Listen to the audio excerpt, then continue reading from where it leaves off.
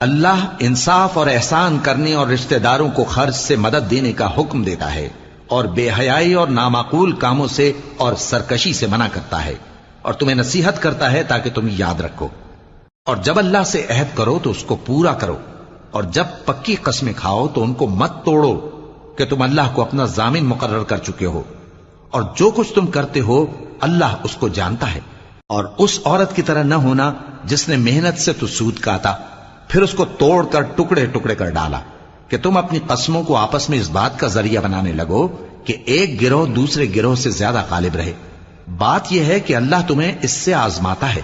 اور جن باتوں میں تم اختلاف کرتے ہو قیامت کے دن اس کی حقیقت تم پر ظاہر کر دے گا۔ اور اگر اللہ چاہتا تو تم سب کو ایک ہی جماعت بنا دیتا، لیکن وہ جسے چاہتا ہے گمراہ رہنے دیتا ہے اور جسے چاہتا ہے ہدایت دیتا ہے۔